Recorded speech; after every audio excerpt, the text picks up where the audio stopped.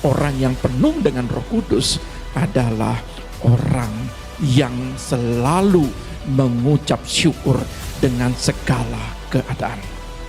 Ucapan syukur itu harus lahir dari roh. Kalau rohmu padam, makanya tidak bisa mengucap syukur, apalagi dalam kamar kekurangan. Orang yang dipenuhi Roh Kudus meluber, dia bergantung sepenuhnya kepada Tuhan. Dia tidak bergantung kepada manusia. Apa susahnya bagi Tuhan membantumu? Apa susahnya 2 ekor ikan dan 5 ketut roti? Tidak terlalu sulit. Persoalannya yang bikin sulit kita adalah kurang percaya. Orang yang di dalam situasi kekurangan dan kelimpahan, dia mengerti peran Roh Kudus. Ketika dia hidup dalam kekurangan, dia ngerti pengharapannya kepada siapa. Roh Kudus tidak mau saudara mencari kelimpahannya dulu. Roh Kudus mau cari dia. Baru kelimpahan itu terjadi.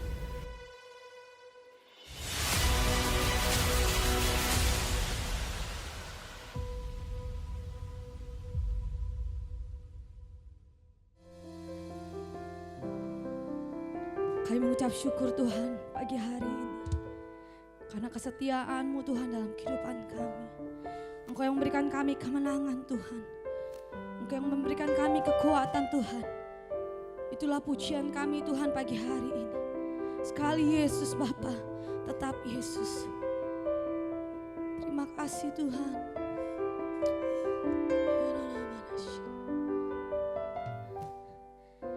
Dalam segala keadaan,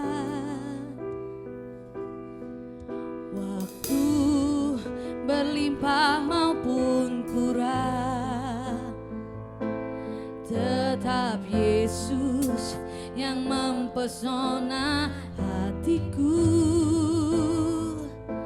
Dia beri damai dan kesempatan baru dalam segala keadaan. Waktu ku kuat maupun lemah, tetap Yesus yang mempesona hatiku. Dia beri hidup dan kesempatan baru.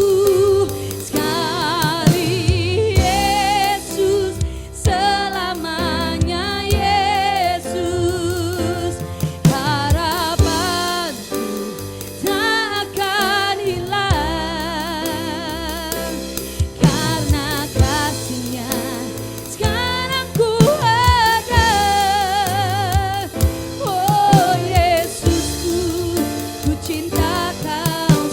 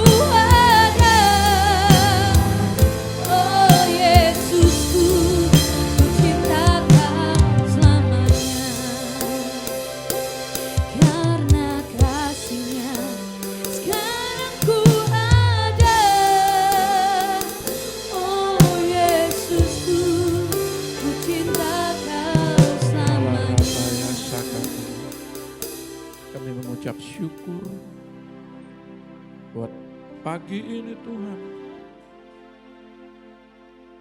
Memperingati Roh Kudus dicurahkan. Apa yang bisa kami lakukan? Hanya bisa memuji, memujamu. Mendengarkan isi hatimu. Biarlah roh kami juga selalu bergelora Tuhan. Urapi setiap kami. Urapi hamba-Mu yang menyampaikan. Dan kami siap mendengarkan isi hati-Mu Tuhan. Yang siap katakan haleluya. Amin. Shalom, selamat pagi. Biar segala pujian berbau harum ke dalam tata sorgawi. Hari ini adalah 10 hari tepat kenaikan Tuhan Yesus dan pencurahan Roh Kudus. Dan ini hari di mana kita memperingati pencurahan Roh Kudus. Ya, saudara yang terkasih di dalam nama Tuhan Yesus, pagi hari ini biarlah hidup kita penuh dengan keberkatan. Amin ya.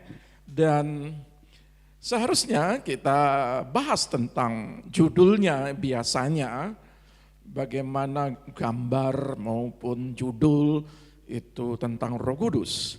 Tetapi saya tidak keluar dari konteks pada Roh Kudus pagi ini ya. Tetapi saya ingin membawa bahwa sama seperti lagu tadi, connect enggak janjian ya, di mana pada waktu berkelimpahan, di mana waktu kekurangan. Sekali Yesus tetap Yesus ya. Dan hari ini kita akan belajar bahwa bagaimana orang yang kepenuhan Roh Kudus itu bukan sekedar berbicara manifestasinya ya minggu kemarin, tetapi wadahnya ini juga terkadang peran Roh Kudus, terkadang manifestasi Roh Kudus sangat-sangat bergantung kepada wadah pada saat dia berkelimpahan dan pada saat dia berkekurangan. Nah, gitu ya. Nah, di sini kita akan belajar bagaimana tentang sebuah pemahaman ya, autarkase. Autarkase ini adalah rahasia kepuasan. Maka tema kita adalah belajar mencukupkan diri dalam segala keadaan, ya. Tadi juga lagunya sudah, itu lagu baru, dalam segala keadaan, ya. Belajarlah kita mencukupkan diri. Orang yang dipenuhi dengan Roh Kudus, orang yang meluber dengan kuasa Roh Kudus ada dalam dirinya dia selalu mengucap syukur. Ya. Dan autarkase ini berbicara rahasia kepuasan. Ya. Nah, saudaraku yang terkasih, saya teringat dengan gambar 2 ekor ikan, 5 ketel roti. Ada sebuah pemahaman di sini. Keterbatasan, ya, oleh karena keterbatasan mampu diubah kehadiran Yesus untuk mencukupkan 5.000 orang. Pemahaman itu akan menjadi pembelajaran buat kita adalah seberapapun yang ada pada kita, Roh Kudus dalam diri kita ya akan melipat gandakan, akan memuaskan rasa hati kita, kepribadian kita, pengendalian diri kita di saat kita kelimpahan, dan pengharapan kita di saat kita kekurangan. Maka sebab itu pelajaran ini sangat bagus sekali. 2 ekor ikan 5 ketel roti bukan sekedar menjadi satu bakul ya, satu nampan atau yang terisi satu piring ya. Tetapi Alkitab mencatat ya, bahkan dia sampai 12 bakul. Ya, berkelimpahan terus. Makanya orang yang penuh dengan Roh Kudus adalah orang yang selalu mengucap syukur dengan segala keadaan. Amin. Ya, mari kita belajar Alkitab ini. Nah, saudara lihat, pembelajaran tentang rasa puas, ya, pembelajaran tentang autarkase ini dalam bahasa aslinya, ya, Di situ ada ucapan syukur, di situ ada pengharapan, di situ ada penguasaan diri, dan ini yang paling penting, respon dalam tindakan nyata. Ada orang yang menguasai diri, dia punya kerinduan untuk menguasai, ada penguasaan diri. Dia rindu ada ucapan syukur, kalau saya diberkati saya selalu mengucap syukur. Tetapi ketika dia berharap, ya, dengan segala sesuatu, merasakan diri rasa puas dengan apa yang ada, tindakan nyatanya kurang bergairah. Kata respon itu kurang ada sifat yang aktif, dia pasif. Ya. Orang yang kepenuhan Roh Kudus, itu Roh Kudus dalam dirinya itu bergelora. Dia membakar. Ya. Tetapi Roh Kudus tidak ada respon daripada pribadi kita. Karena Alkitab berkata kita itu punya kehendak bebas. Kehendak untuk memilih. Melakukan A, melakukan B, kita punya kehendak bebas. Nah, sebab itu Roh Kudus itu nanti kita akan bahas, Roh Kudus mencari mitra. Mitranya siapa? Mitranya adalah yang mempunyai respon yang positif, respon yang melakukan tindakan nyata. Ketika dia melangkah, harus ada tindakan nyatanya. Nah, kata respon ini adalah dia punya semangat, dia punya antusias, dia agresif. Ya, itu bahasanya agresif. Nah, saudara lihat di dalam pemahaman ini, mari kita lihat dalam Filipi 4 ayat 11, 12, 13.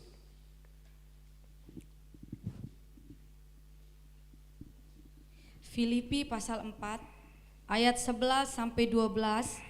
Demikian bunyi firman Tuhan. Kukatakan ini bukanlah karena kekurangan, sebab aku telah belajar mencukupkan diri dalam segala keadaan.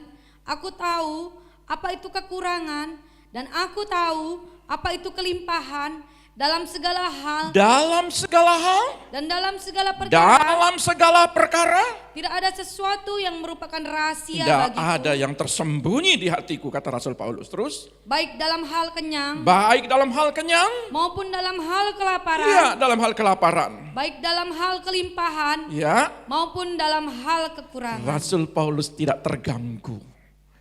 Orang yang mengalami kepenuhan Roh sama seperti Rasul Paulus, walaupun pada waktu itu Roh Kudus, ya, pada waktu itu, saudara lihat, apa di dalam pemahaman pengertian pada saat Roh Kudus yang ada dalam diri kita saat ini.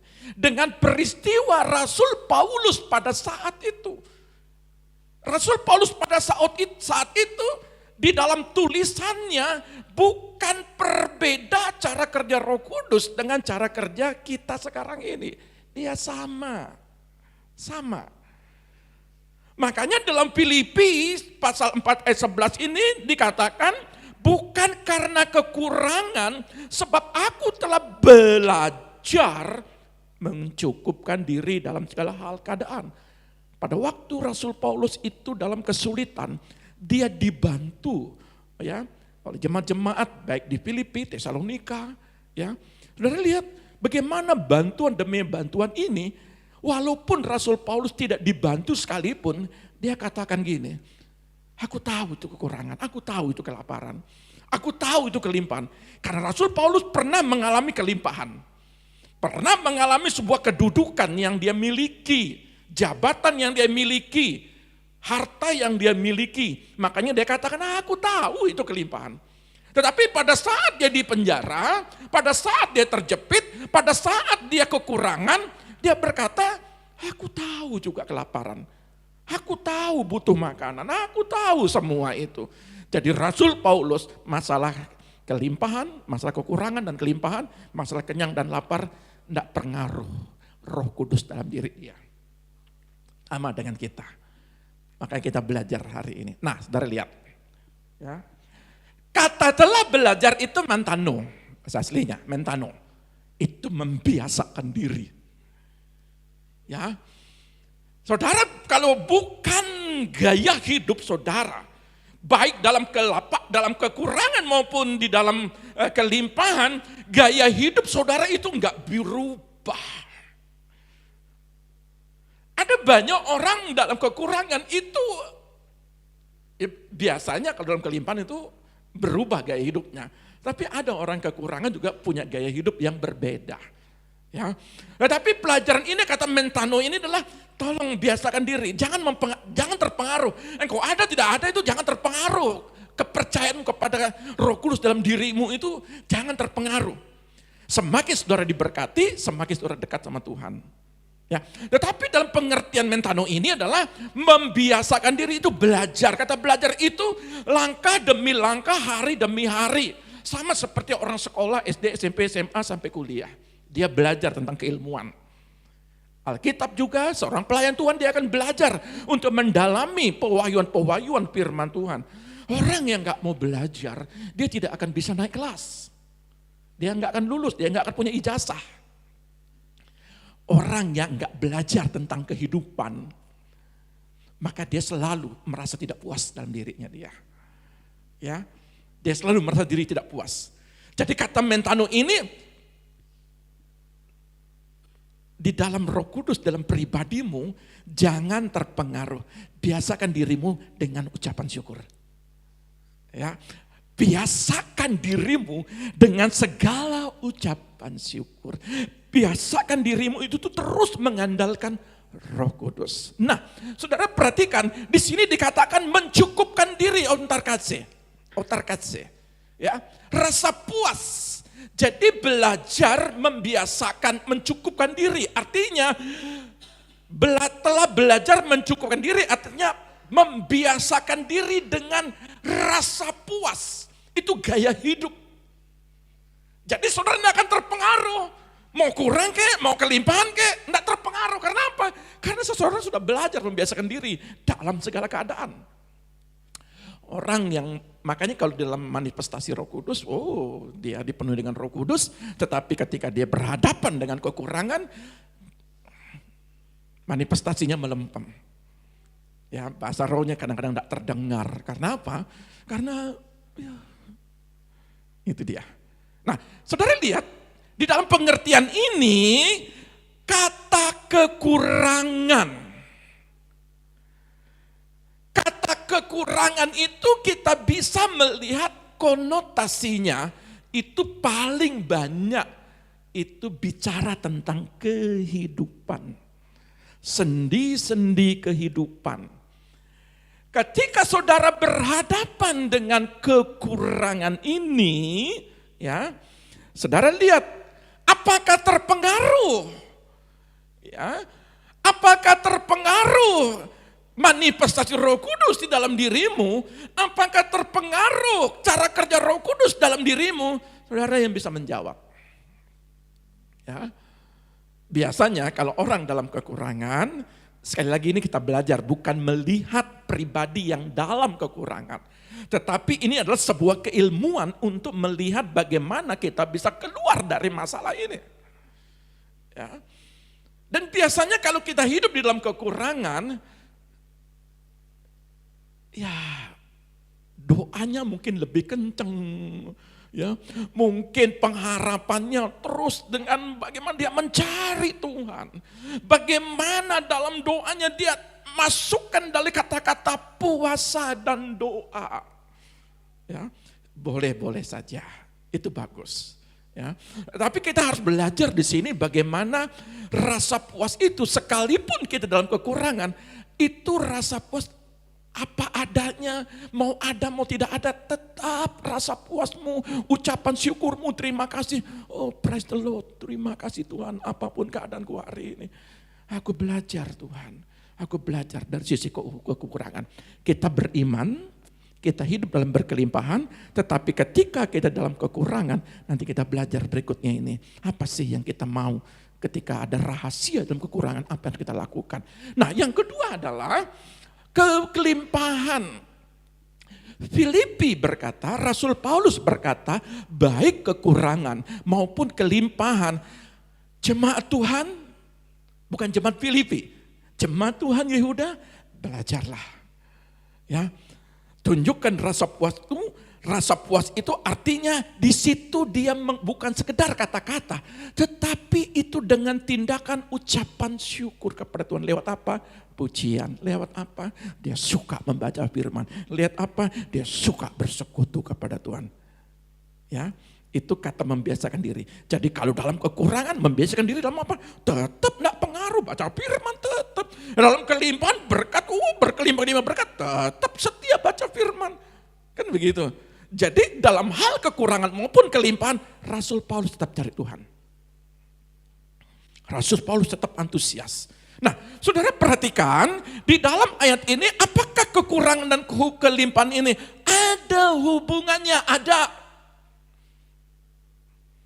Apakah ada hubungannya cara kerja Roh Kudus? Ada. Tetapi di sini saya percaya orang yang hidup dalam kelimpahan, dia semakin antusias. Ya. Tetapi kalau ada orang yang hidup dalam kelimpahan, sering kali dikonotasikan dia jauh dari Tuhan. Makanya Alkitab berkata orang kaya susah masuk surga. Lebih gampang onta masuk lubang jarum katanya, daripada orang kaya masuk surga. Tapi saya mau katakan, ketika saudara memegang sebuah kepercayaan kepada Yesus, mau kelimpahan, mau kekurangan, saudara tetap masuk surga. Amin. Tapi katanya belajar di sini. Nah, kata belajar ini itu nggak bisa nggak punya tindakan. Maka dalam ayat ini apakah ada kekurangan dan kelimpahan, ada hubungannya dengan Kudus? Ada. Orang yang dipimpin dengan Roh, maka dia akan tahu bagaimana sih dalam pimpinan, dalam tuntunan Roh Kudus di dalam hal kekurangan dan dalam hal kelimpahan. Coba Galatia 5 ayat 25. Galatia pasal 5 ayat 25, demikian bunyi firman Tuhan. Jikalau kita hidup oleh Roh, baiklah hidup kita juga dipimpin oleh Roh. Jadi, pelajaran kemarin belum tuntas. Dan saya sambung masalah Galatia ini. Orang yang dikatakan belajar, yang dikatakan rasa puas, maka hidupnya dipimpin dengan Roh dalam situasi kekurangan maupun dalam situasi kelimpahan. Orang yang di dalam situasi kekurangan dan kelimpahan, dia mengerti peran Roh Kudus. Ketika dia hidup dalam kekurangan, dia ngerti pengharapannya kepada siapa. Dan orang yang dalam kelimpahan, dia mengerti bahwa dalam dirinya Roh Kudus sangat cemburu. Dia harus diutamakan. Makanya di dalam kitab Matius 6 ayat 33 dikatakan, cari dulu kerajaan Allah dan kebenarannya, maka yang lain kutambahkan. Roh Kudus tidak mau saudara mencari kelimpahannya dulu. Roh Kudus mau cari dia. Baru kelimpahan itu terjadi. Ya. Dan saudara lihat di dalam hal ini, apakah orang yang dipimpin Roh ini memahami dalam dua situasi ini, dalam dua kamar yang berbeda. Kalau saudara memahami di dalam situasi kekurangan, apakah saudara dipimpin oleh Roh? Orang yang dipimpin dengan Roh, dia tidak terpengaruh dengan hal-hal jasmaniah. Mau ada uang kayak nggak ada uang, dia tetap antusias mengkaryakan Roh Kudus dalam dirinya. Ya, oleh sebab itu peran Roh Kudus, orang yang dipimpin dalam Roh Kudus dalam dua kamar yang berbeda. Maka dikatakan dalam Galatia 5 ini, dia meluber, orang yang dipimpin dengan Roh Kudus itu dia meluber kasihnya. Ya, coba lihat. Galatia pasal 5 ayat 22 sampai 23, demikian bunyi firman Tuhan. 22b ya, terus. Tapi buah Roh ialah kasih, sukacita, damai sejahtera, kesabaran, kemurahan, kebaikan, kesetiaan, kelemah lembutan, penguasaan diri. Tidak ada hukum yang menentang hal-hal itu. Saudara lihat, di dalam kelimpahan, apakah kasihnya meluber? Di dalam kekurangan, apakah kasihnya meluber? Kalau kita memperhatikan di sini, ya, di dalam damai sejahtera memelihara sukacita, memelihara damai sejahtera. Apakah Roh Kudus mau memimpin saudara dalam hal kekurangan? Apakah dalam kekurangan sukacitamu banyak hilang? Ini contoh begini. Ketika saudara tidak melihat sebuah jawaban, saudara berdoa pada kamar kekurangan ini, bagaimana sukacitamu? Tetap percaya, tetap semangat, tetap memuji Tuhan? Saudara bisa menjawab sendiri. Dan pada waktu saat kelimpahan, apakah dia tetap memelihara sukacita Allah? Atau dia hidup di dalam kehidupan duniawinya? Orang yang dipimpin dengan Roh Kudus, dia selalu memelihara sukacita. Damai sejahtera. Apa damai sejahteranya?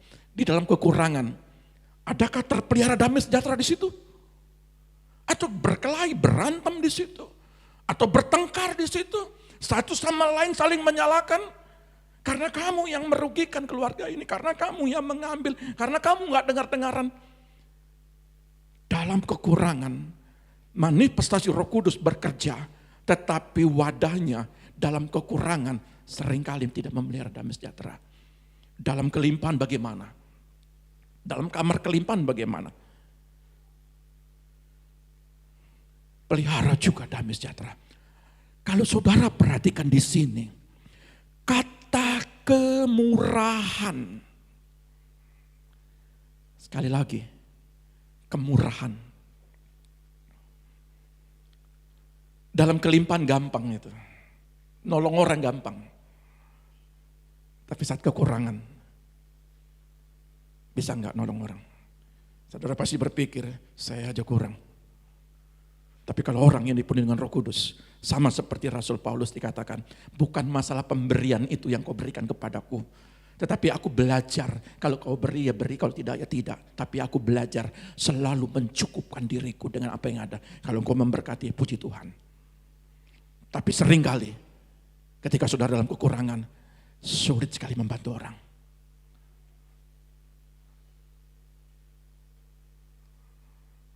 Dipimpin dengan Roh Kudus. Jangan tunggu kaya dulu. Jangan tunggu berkelimpahan dulu. Baru saudara berjanji, Tuhan nanti Tuhan, kalau uang 1 triliun, 1 miliar Tuhan, aku akan menjadi alatmu, enggak usah begitu. Yang perkara kecil, kau tidak setia, apalagi perkara besar. Maka di dalam kekurangan, kata ayat ini, bagaimana peran Roh Kudus dalam dirimu. Dan dikatakan dalam ayat ini, sabar. Sabar. Dalam hal kekurangan bagaimana? Emosi. Karena apa? Karena makanan di depan meja tidak ada. 2 ketur ikan, 5 ketur roti, tidak ada di meja. Lalu apa yang terjadi? Oh, ngamuk, marah, minta ampun. Dari pagi sampai pagi. Tapi orang yang dipenuhi dengan Roh, 2 ekor ikan, 5 ketur roti, dia mengucap syukur, bisa beri makan 5.000 orang. Apapun keadaanmu, dalam hal kekurangan, kalau kau di sini dikatakan, ya, dikatakan kesabaran, kebaikan, apalagi setia. Dalam kekurangan itu, kesetiaan itu lumrah, itu bagikan materai. Nempel, sekarang materai bukan 6.000, 10.000. Itu nempel. Kalau kekurangan setia, minta ampun. Tapi saat kelimpahan, apakah engkau setia? Orang yang penuh dengan Roh Kudus, Rasul Paulus katakan, mau kelimpahan, mau kekurangan, Roh Kudus, Yesus tetapi tadi lagunya, sekali Yesus tetap Yesus pada saat berkelimpahan dan pada saat kekurangan. Saya mau katakan begini. Di dalam ayat 23 dikatakan kelemah lembutan penguasaan diri. Seringkali ketika saudara berkelimpahan, tapi di sini tidak ada ya. Kurang menguasai diri. Makanya di situ ada, kenapa? Kalau saya belajar itu ada etika. Etika sebuah orang leadership. Di situ dia berbicara etika. Etika berkata-kata, etika bertingkah laku, dan etika berpakaian.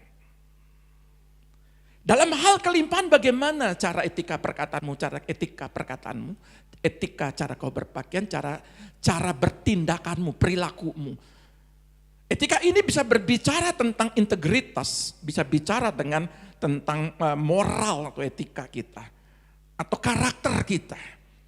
Seringkali kalau kita dalam kekurangan, saudara lihat, banyak sekali kita ini adalah di dalam hal penguasaan diri. Ada banyak orang di dalam hal kekurangan dan kelimpahan. Orang yang kelimpahan punya 100 miliar. Ini kasus banyak terjadi. Pengen yang 1 triliun, pengen yang 2 triliun, pengen yang 8 triliun. Ya, ini kasus. Kalau tidak menguasai diri, mau sampai kapanpun tidak akan bisa terkendali. Dalam hal kekurangan juga bagaimana? Ada orang yang begini, hidupnya dia sebenarnya diberkati, tapi dia tunjukkan seperti orang yang tidak diberkati. Ada yang begitu juga. Ada yang begitu. Saudara, etika berpakaian. Karena saudara akan dilihat oleh orang lain. Gambar diri saudara akan dilihat orang lain. Saya berharap sepantasnya lah. Kalaupun di rumah sekalipun, tetanggamu melihat pribadimu juga. Ini kalau saya belajar dalam etika, ya etika leadership, etika dalam komunikasi. Komunikasi itu bukan sekedar kata-kata, tetapi semua orang lain akan mengukur diri saudara. Nah, sebab itu di dalam kata meluber ini artinya dia penuh, dia betul-betul mengekspresikan, dia betul-betul mengaplikasikan, kalau bahasa akademisnya implementasi. Dia melakukan dengan realita nyata. Aku dalam kekurangan, aku dalam kelimpahan, aku tahu itu semua, tapi aku tidak terganggu. Orang yang penuh dengan Roh Kudus, implementasinya itu kelihatan dari raut, gestur, wajah, senyum, penguasaan diri, terus apalagi kelemah lembutan. Orang yang penuh dengan Roh Kudus, dia penuh dengan kelemah lembutan. Sebab itu saya mau katakan begini, ya, saudara lihat, di dalam meluber ini, dia punya koneksinya seperti jaringan internet. Dia ada hubungannya.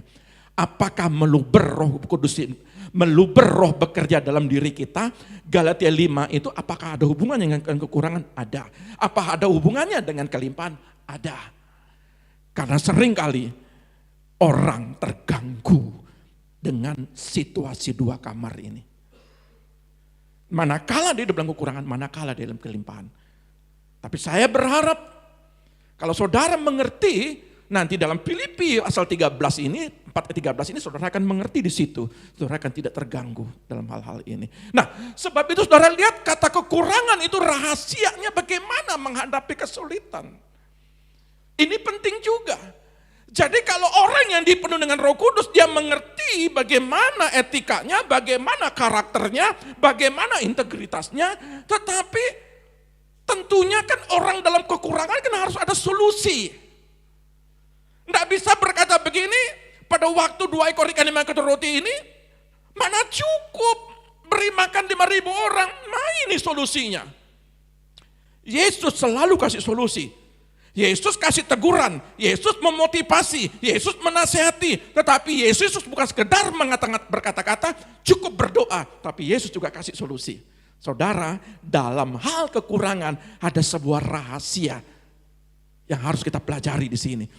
Rahasia ini saudara harus menindaklanjuti. Bukan sekedar saudara datang berdoa, Tuhan aku percaya dalam kekurangan ini, turun 2 ekor ikan 5 ketur roti. Enggak bisa begitu, harus ada tindakan. Nah tindakannya begini. Pertama adalah kalau saya belajar, itu ada dalam sebuah kitab itu iman. Tapi paling kerennya lah sudahlah pengharapan aja lah, supaya saudara bisa memahami. Orang yang di dalam kekurangan, dia enggak pernah luntur kepercayaannya, nggak pernah luntur pengharapannya. Dia selalu berharap, tetapi pengharapan bukan berdiam diri, ada respon. Apa responnya? Tindakan. Jadi saudara ke gereja, itu tindakan. Saudara memuji, itu tindakan. Orang yang dalam kekurangan, dia akan terus bertindak lewat wujud nyata, dia melangkah. Bukan sekedar berbahasa roh kencang begitu. Bukan sekedar bermanifestasi. Tetapi Roh Kudus mau saudara itu menyelesaikan sebuah persoalan dalam hal kekurangan itu. Apa sih? Saudara lihat, Roh Kudus memberikan jalan keluar buat saudara. Maka di situ dikatakan dalam Ibrani 11 ayat 1, iman adalah suatu pengharapan, bukti dari segala sesuatu yang tidak kita lihat, tapi kita di situ kita percaya. Saudara, ketika saudara dalam sebuah kamar kekurangan ini, Tuhan minta kepada kita maksimalkan Roh Kudus sebagai parakletos, lawyer, penolong bagi saudara. Artinya, tidak bisa hanya memohon bantuan orang lain, tapi maksimalkan bahwa Roh Kudus memberikan jalan keluar bagi saudara. Dan dia akan membuka segala hikmat-hikmat apa yang saudara lakukan, apa yang saudara akan kerjakan. Makanya Rasul Paulus begini, dia katakan sekalipun dia dibantu orang-orang Filipi, terkadang orang-orang Tesalonika, tetapi dia bilang begini, bahwa kehidupanku ada sebuah jaminan kepada dari Tuhan kepadaku. Kalaupun ada yang menolong dia, itu karena Roh Kudus yang memberikan sebuah signal, Roh Kudus yang memberikan sebuah jawaban daripada doa. Ketika saudara masuk dalam doa, berharap membaca firman, itu tindakannya. Terus saudara masuk dalam pendekatan diri kepada Tuhan. Saudara lihat, jangan lihat dengan mata logika, lihat dengan mata rohani. Di situ Roh Kudus memberikan jalan keluar bagi hidupmu. Nah, saudara perhatikan di sini. Di dalam pengertian yang kedua, apa kelimpahan? Ada rahasia hidup dalam berkat. Rahasia hidup di dalam berkat. Rahasia menghadapi masa sulit. Ada dua sisi, yang di satu mendapatkan jalan keluar, yang satu di situ berharap dan tindakan, tetapi di dalam kelimpahan harus ada penguasaan diri. Kalau tidak penguasaan diri, kalau tidak mengalami kerendahan hati, maka saudara tidak ada yang namanya katanya ditambahkan.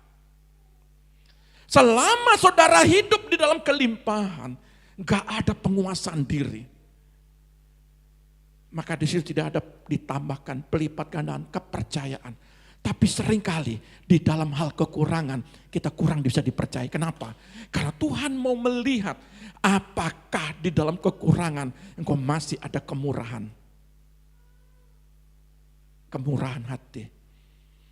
Rasul Paulus mengajarkan bahwa masalah kenyang dan masalah kelaparan, saudara lihat, tunjukkan pengharapanmu, tunjukkan rendah hatimu, tunjukkan kemurahanmu, tunjukkan sukacitamu, tunjukkan damai sejahteramu, tunjukkan pengendalian dirimu. Dan seringkali yang kita lihat adalah ketika hidup dalam kelimpahan ini, dia tidak pernah puas.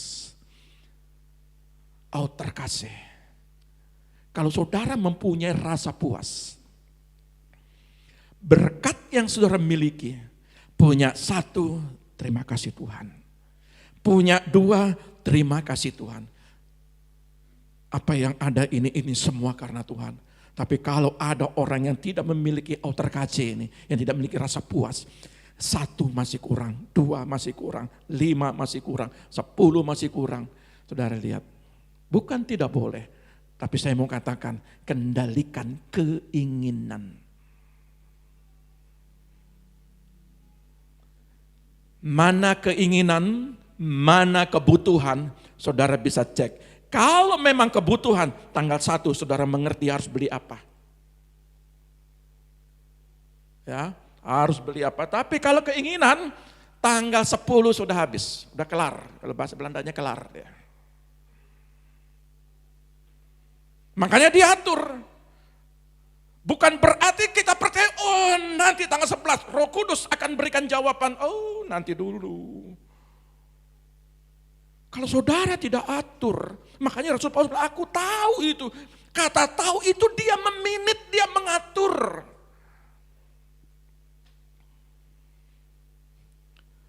Ada ditambahkan, saya berharap ketika saudara mendapatkan sebuah kelimpahan, artinya saudara sedang dipercaya terus bermultiplikasi. Saudara akan terus diisi pundi-pundi saudara.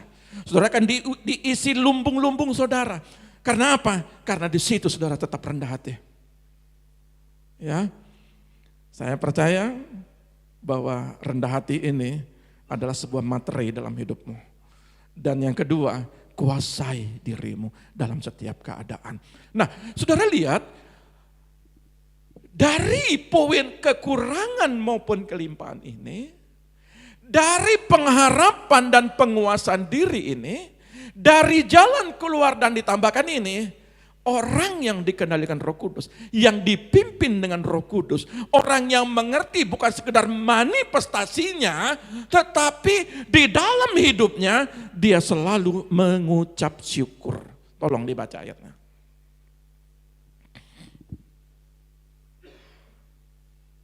1 Tesalonika pasal 5 ayat 18, demikian bunyi firman Tuhan, mengucap syukurlah dalam segala hal, sebab itulah yang dikehendaki Allah di dalam Kristus Yesus bagi kamu. Amin.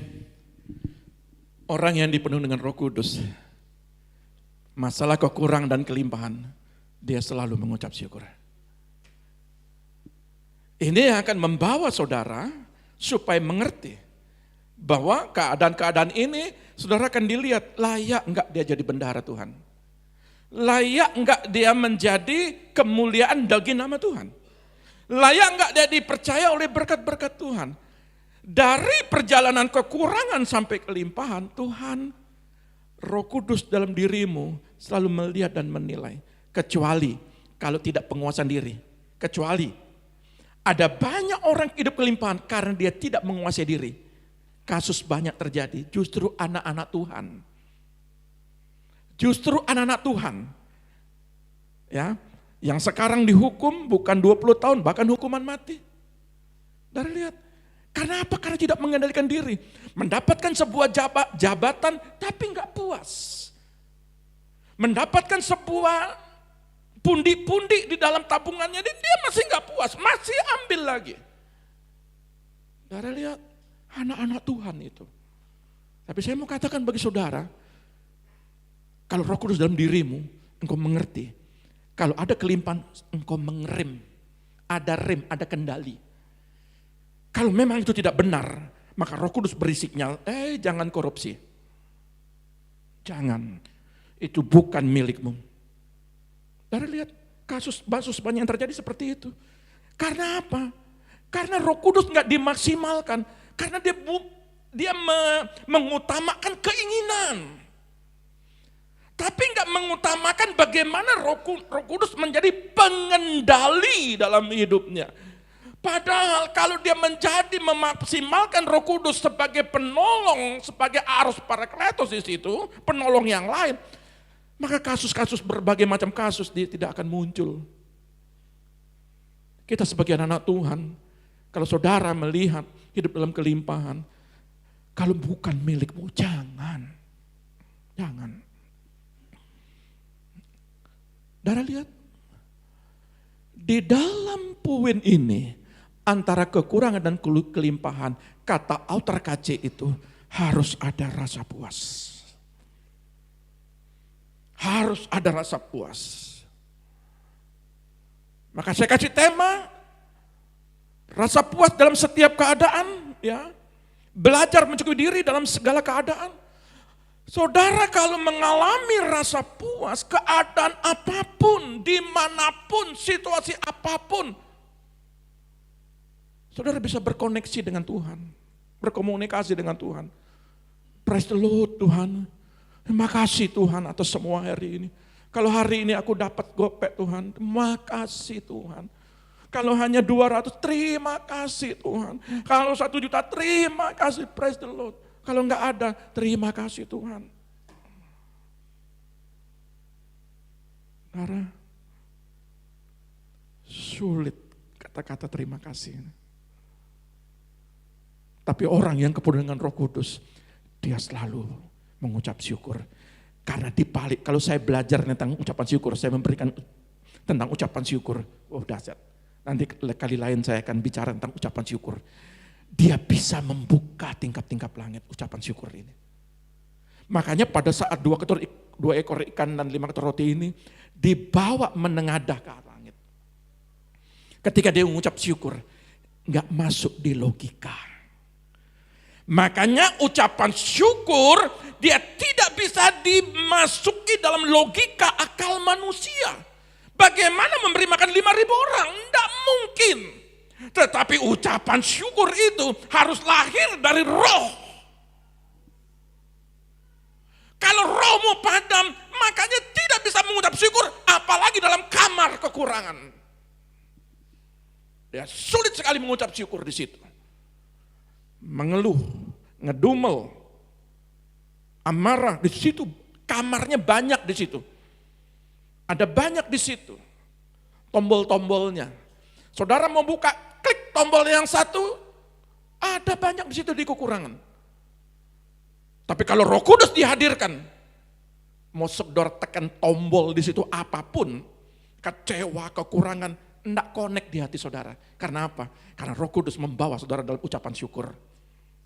Ya, makanya penting sekali ucapan syukur ini. Makanya saya kasih judul paling atas, mengucap syukurlah di dalam segala kekurangan, baik di dalam kamar kekurangan maupun di dalam kamar kelimpahan.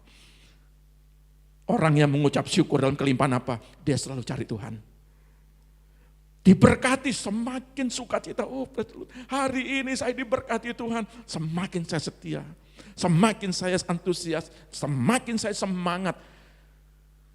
Dan saya percaya di sini, orang-orang yang ada kelimpahan, dia tidak lupa sama Tuhan. Amin. Dia cari Tuhan dengan semangat, dia tidak akan meninggalkan Tuhan. Amin. Puji Tuhan. Nah, saudara lihat, maka kita akan masuk di dalam kitab Filipi 4 ayat 13. Mari kita buka Filipi 4 ayat 13. Filipi pasal 4 ayat 13, demikian bunyi firman Tuhan. Segala perkara dapat kutanggung di dalam Dia yang memberi kekuatan kepadaku. Nah, Rasul Paulus, masalah kekurangan, masalah kelimpangan, dia berkata begini, segala perkara, kelimpahan atau kekurangan, dia katakan, aku dapat menanggung di dalam Dia pada waktu itu. Tetapi pada waktu sekarang, segala perkara dapat saya tanggung di dalam Roh Kudus. Jadi roh dalam diri saudara, perkara apapun aku bisa menanggungnya. Karena apa? Karena aku percaya Roh Kudus dalam diriku, dia dahsyat, dia luar biasa. Dan dikatakan, Dia yang memberikan kekuatan kepadaku. Perhatikan baik-baik, segala perkara itu dalam bahasa aslinya segala sesuatu, segala keadaan. Segala perkara dapat kutanggung. Dapat kutanggung itu berbicara adalah isko. Dapat kutanggung. Kata isko ini maksudnya begini. Mereka sanggup mengalahkan keadaan. Kata isko ini dia sanggup mengalahkan apapun yang terjadi dalam kamar kekurangan. Di situ sedih, di situ pengharapan diuji, di situ tidak melihat jawaban, di situ mengalami kelaparan, di situ mengalami kekurangan, di situ banyak di situ. Banyak. Apakah deadline di situ? Ini di situ juga ada. Tapi saudara berkata, aku akan kalahkan itu semua. Karena Roh Kudus dalam diriku itu akan membawa aku hidup di dalam kamar yang satu. Amin. Ini bukan pelajaran, ini aplikasi. Makanya tadi saya kasih judul dalam pertama, Belajar tentang rasa puas, ucapan syukur, pengharapan, pengusahaan diri, dan tindakan nyata. Itu respon. Jadi respon tindakan nyata ketika segala perkara aku akan bisa mengalahkan persoalanku. Apa persoalanmu hari ini? Aku bisa mengalahkannya. Jadi isko itu harus ada. Siapa yang menggerakkan isko? Siapa yang bisa menanggung? Kalau bukan Roh Kudus, kemampuan kita terbatas. Kita turun naik. Karena dalam kamar kekurangan ini, wah iman goncang. Raut muka sedih. Di situ banyak. Tetapi kalau Roh Kudus bekerja, aku bisa mengalahkannya. Amin. Anak-anakku akan diberkati. Anak-anakku sukses. Sekalipun di situ kita sudah lihat, waduh ada perkara, tapi Rasul Paulus berkata begini, segala perkara aku akan isko. Karena dia, dari lihat, cukup kuat tidak ada bantuan atau dukungan. Itu bahasa aslinya isko. Dalam terjemahan bahasa Inggrisnya saya translate ke bahasa Indonesia. Cukup kuat dan tidak ada bantuan atau dukungan. Orang yang dipenuhi Roh Kudus meluber, dia bergantung sepenuhnya kepada Tuhan. Dia tidak bergantung kepada manusia. Alkitab berkata, terkutuklah orang yang bergantung kepada manusia. Alkitab berkata, tapi kalau saudara bergantung kepada Tuhan, segala perkara dapat kutanggung, segala perkara aku isko. Karena apa? Aku kuat. Sekalipun tidak ada bantuan, sekalipun tidak ada dukungan, tapi dia yang mendukungku. Tapi Roh Kudus yang akan menguatkanku, Roh Kudus yang akan memberikan bantuan kepadaku. Apa susahnya bagi Tuhan membantumu? Apa susahnya 2 ekor ikan dan 5 potong roti? Tidak terlalu sulit. Persoalannya yang bikin sulit kita adalah kurang percaya. Karena kita kurang percaya di situ. Ya. Yang ketiga, rasa puas dengan hartanya, dengan kemampuannya. Loh kenapa kok diangkat di dalam bahasa aslinya? Begini, ada banyak orang tidak puas dengan hal yang kecil. Ini maksud ayatnya. Enggak rasa puas dengan apa, meskipun kemampuannya hanya segitu. Mohon maaf kata ya, mungkin ada orang yang punya penghasilan 1 juta, 2 juta. Mohon maaf ini. Kalau saudara hanya punya gaji segitu, menunjukkan rasa puas artinya saudara loyalitas kepada pemimpin saudara. Itu namanya rasa puas. Karena apa? Segala perkara dapat kutanggung, sekalipun penghasilanku 1-2 juta, apa susahnya Tuhan kasih bonus? Tidak terlalu sulit bagi Tuhan, bagi hidupmu. Makanya dikatakan hartanya dengan kemampuannya, artinya seberapapun yang engkau hasilkan, seberapapun lumbung-lumbung yang terpenuhi dalam jangka waktu 1 bulan, dalam jangka waktu 1 minggu, dalam jangka waktu 1 hari, meskipun itu yang paling terkecil, tapi kalau itu lahir dari ucapan syukur, disitulah berkat namanya. Lahir dari ucapan syukur, disitulah berkat sesungguhnya.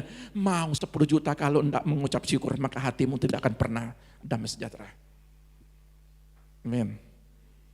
Disitulah maka dikatakan rasa puas dengan hartanya, dengan kemampuannya, seberapapun kemampuannya. Meskipun yang paling kecil, dia akan menanggungnya. Kalau 1 bulan aku kurang, dia akan.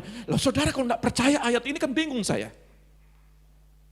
Kalau kita tidak percaya dengan ayat ini, bagaimana saya mau meyakinkan saudara? Rasul Paulus sudah capek-capek nulis berapa ribu tahun yang lalu, ditulis sampai hari ini dengan berbagai bahasa, sampai bahasa aslinya, Yunaninya. Tetapi kalau kita tidak memahami dan tidak mengerti, kasihan Rasul Paulus nulis. Ya, saya cuma tinggal baca aja. Jadi hari ini, kalau saudara pegang Filipi 4 ayat 13, segala perkara, maupun seberapapun yang ada dalam diriku yang aku miliki, aku punya rasa puas. Autar kasih. Aku punya rasa puas. Amin. Dan orang yang punya rasa puas, dia tidak iri hati. Haleluya.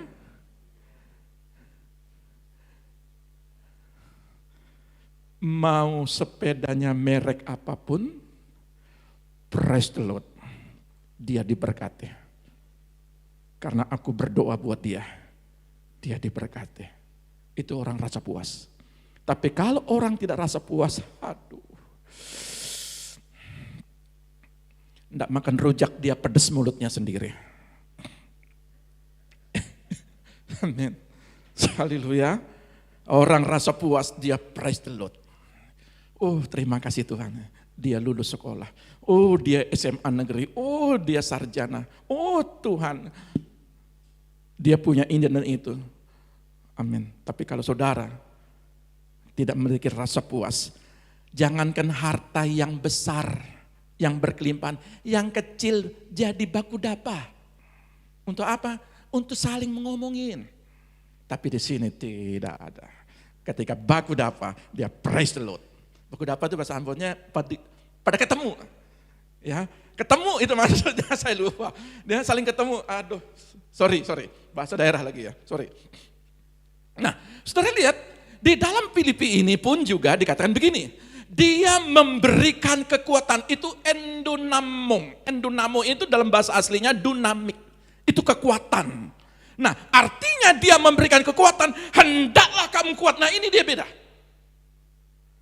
Jadi orang yang kepenuhan Roh Kudus, dia endunamo itu, dia nggak berkata-kata yang nggak stabil. Orang yang nggak stabil itu kata-katanya, aduh, kadang-kadang naik turun. Tapi kalau endunamo ini dia kata-kata dinamik, itu ada power dinamik. Endunamo, en dengan dinamik. Itu ada power, ada kekuatan. Jadi setiap doanya, Tuhan sekiranya Tuhan tolong, terima kasih Tuhan dah tolong, aduh Tuhan. Sampai hari ini, itu bukan endunamo.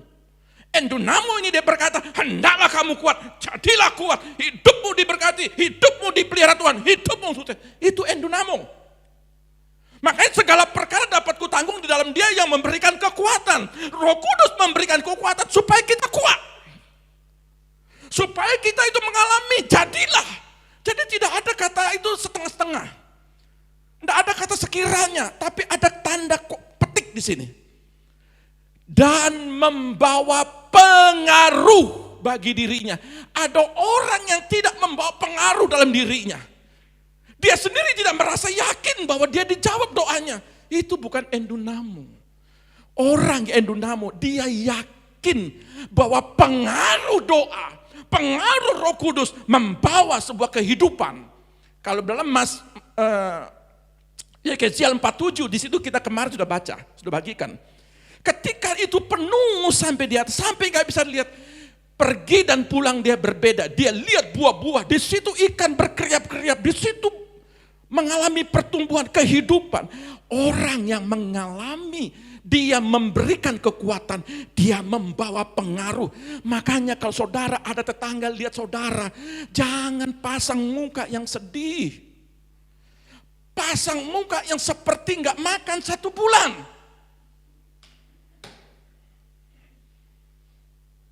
Saudara, mau ada tidak ada, pakai Rasul Paulus, enggak pengaruh hidupku.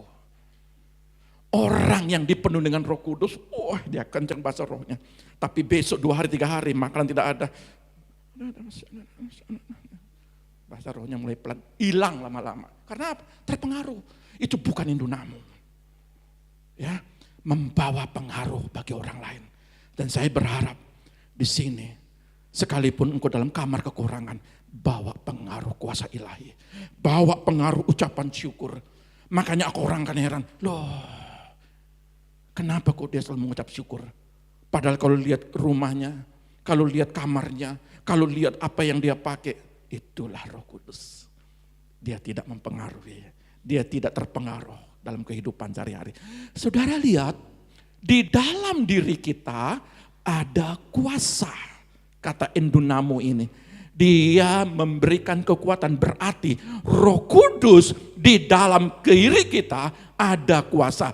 Nah, kalau dalam terjemahan lain dikatakan, dalam bahasa Indonesia sehari-hari dikatakan, dengan kuasa yang diberikan Kristus kepada saya mempunyai kekuatan. Nah ini dia, beda lagi ya.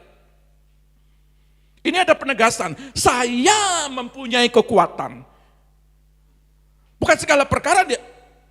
Kalau di dalam ayat yang lain, segala perkara dapat kutanggung di dalam Dia, ya, yang memberikan kekuatan kepadaku. Tetapi dalam pengertian ini, dengan kuasa Roh Kudus yang diberikan Kristus pada saat ini, karena Roh Kudus bermanifestasi, Roh Kudus sudah bekerja dalam hidupmu, kepada saya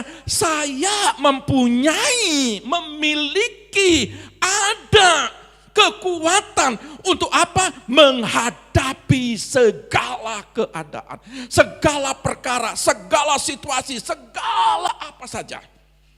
Kalau saudara punya Roh Kudus, tidak terpengaruh hidupmu. Ada yang masih bingung dengan uang sekolah lagi? Andalkan Roh Kudus dalam dirimu. Logika manusia selalu tabrakan dengan logika roh. Logika manusia selalu berbanding terbalik dengan logika. Logika manusia selalu berbanding terbalik dengan keinginan Roh Kudus. Keinginan roh. Roh dengan daging, terang dan gelap tidak bisa nyatu. Saudara kalau hidup dalam roh, masih hidup dalam logika saudara tidak akan melihat sekalipun saudara berdoa, sekalipun saudara berbahasa roh.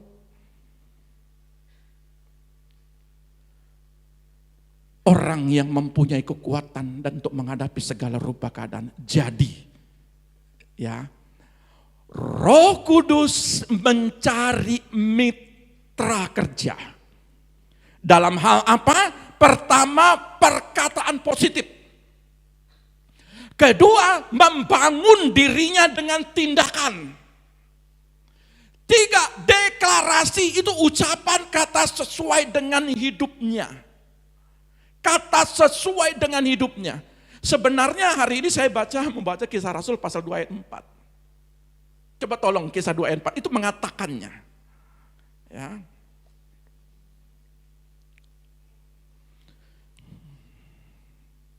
Kisah Para Rasul 2 ayat 4, demikian bunyi firman Tuhan. Maka penuhlah mereka dengan Roh Kudus, lalu mereka mulai berkata-kata dalam bahasa-bahasa lain, seperti yang diberikan oleh Roh itu kepada mereka untuk mengatakannya. Bahasa aslinya apotengomai. Apotengomai. Kalau kita lihat mengatakannya. Jadi kata mengatakannya ini ucapan kata sesuai dengan hidup. Jangan kita mengucapkan kata-kata tapi kita tidak mengaplikasikan hidup kita seperti tidak yang kenyataan apa yang kita katakan. Kita berjalan, aduh, saya percaya saya diberkati, saya percaya doa saya dijawab. Tapi kehidupanmu, dari lihat, khawatir, bingung, risau, susah. Di rumah aku mengatakan, memang tidak bisa. Ketemu hamba Tuhan, percaya Pak. Dengan kuasa doa hari ini, saya percaya.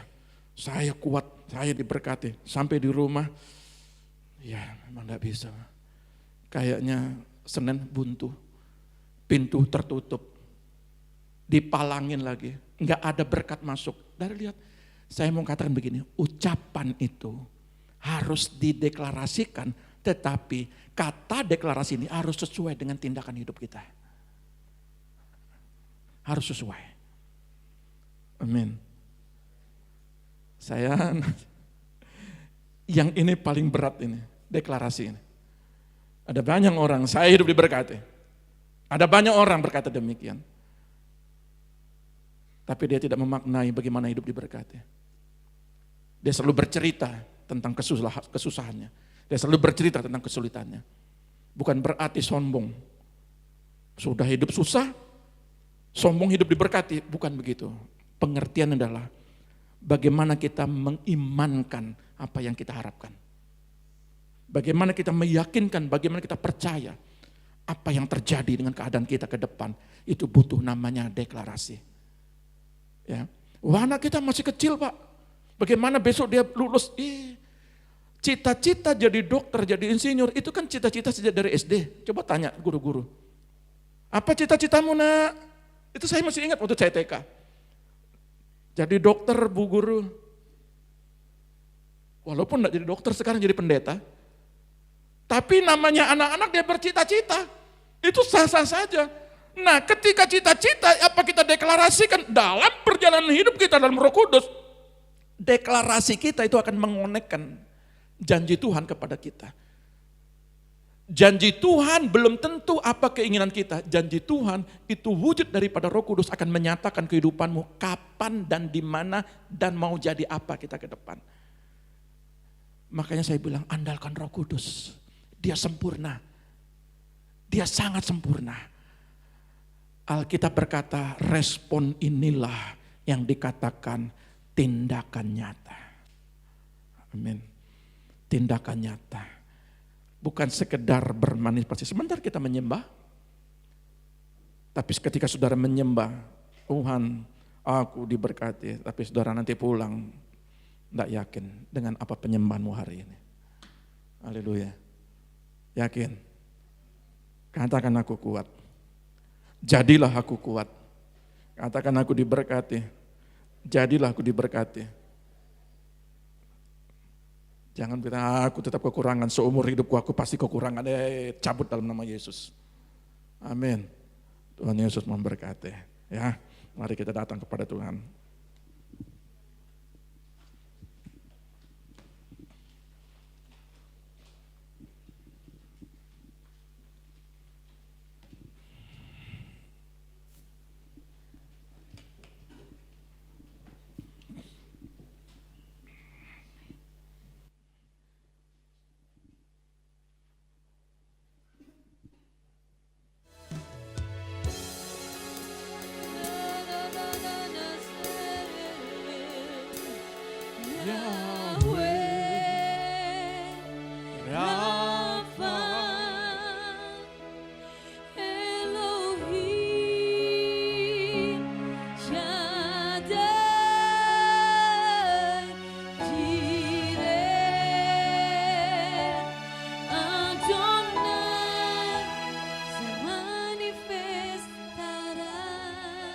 Engkau katakan dengan ucapan kata-katamu, dengan deklarasikan katakan Yahweh.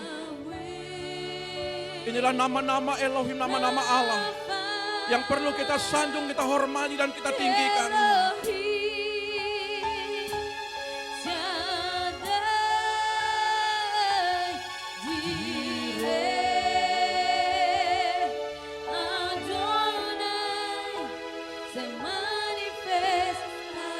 Sekali lagi kau katakan, Yahweh, Yahweh, Yahweh, Rafa, Elohim, Elohim, Shaddai, Jireh, Adonai, semanifestará.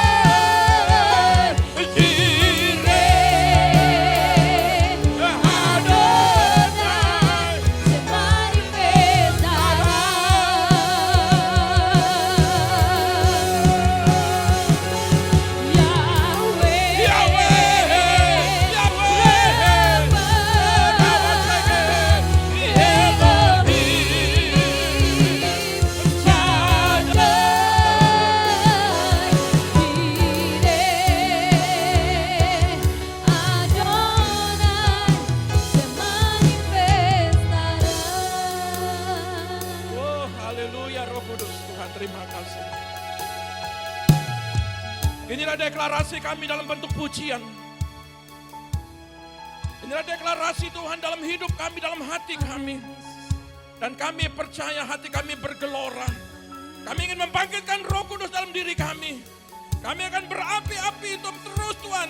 Roh Kudus berkarya. Roh Kudus berkarya. Roh Kudus berkarya. Roh Kudus berkarya dalam hidup kami. Hingga kami percaya Yahweh, Yahweh, Yahweh.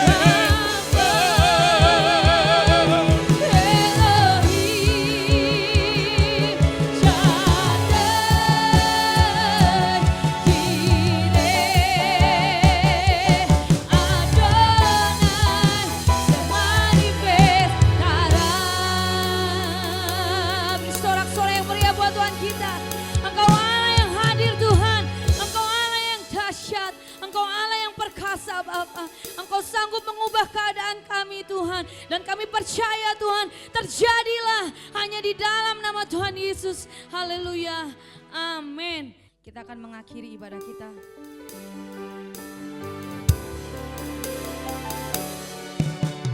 Nyanyi dan bersoraklah bagi Dia.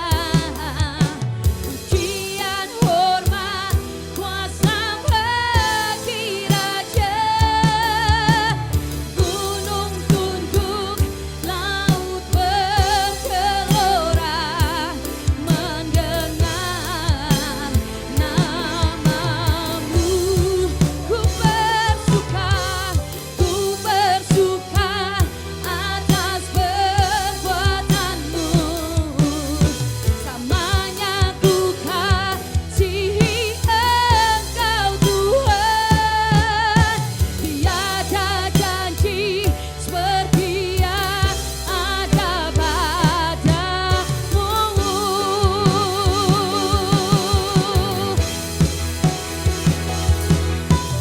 Nyanyi dan bersoraklah bagi Dia. Pujian, pujian, hormat, kuasa bagi Raja. Gunung tunduk, laut bergelora, mendengar namamu. Ku bersuka atas perbuatanmu. Selamanya ku kasihi Engkau Tuhan. Tiada janji seperti yang ada padamu. Tiada janji seperti yang ada padamu. Adalah sebuah kebahagiaan kami bisa bersama-sama dengan umat-Mu. Kami memuji dan meninggikan-Mu Tuhan. Biarlah segala apa yang terjadi dalam setiap keadaan kami selalu mengucap syukur atas kebaikan-Mu. Dan kami percaya segala kekurangan dan kelimpahan Engkau yang bertanggung jawab untuk mensejahterakan setiap umat-Mu. Segala sesuatu yang tidak mungkin, Engkau akan melakukan menjadi mungkin. Segala sesuatu yang tidak ada, Engkau sanggup membuatnya menjadi ada. Sudah seperti itu Tuhan, pagi hari ini, menjelang siang ini, Engkau mendatangkan kami di tempat ini dengan selamat. Maka Engkau juga akan mengutus kami pulang ke rumah kami masing-masing dengan selamat pula, tanpa kekurangan satu apapun. Segala berkat Allah, berkat Bapa, berkat Anak, dan berkat Roh Kudus itu terjadi bagi kehidupan kita semua. Mari angkat kedua tanganmu, terimalah berkat daripada Bapa Sorgawi, diberkatilah keluargamu, diberkatilah anak-anakmu, diberkatilah kesehatanmu, diberkatilah pendidikan anak-anakmu, diberkatilah lumbung-lumbungmu. Apa yang kau kerjakan lewat tanganmu akan selalu dibuat berhasil. Apa yang kau lakukan dalam langkah hidupmu, Tuhan selalu akan menuntunnya, sehingga penuhlah sukacitamu. Ketika Tuhan datang kedua kali, Dia akan datang untuk melihat dan menjemput saudara. Dan saudara adalah ada di tempat itu. Dan saudara hidup dalam Roh, dipimpin oleh Roh, dituntun oleh Roh. Mulai saat ini sampai Maranatha Tuhan Yesus datang kedua kali. Diberkatilah kita semua di dalam nama Tuhan Yesus. Yang diberkati Tuhan katakan haleluya. Amin. Tuhan Yesus memberkati.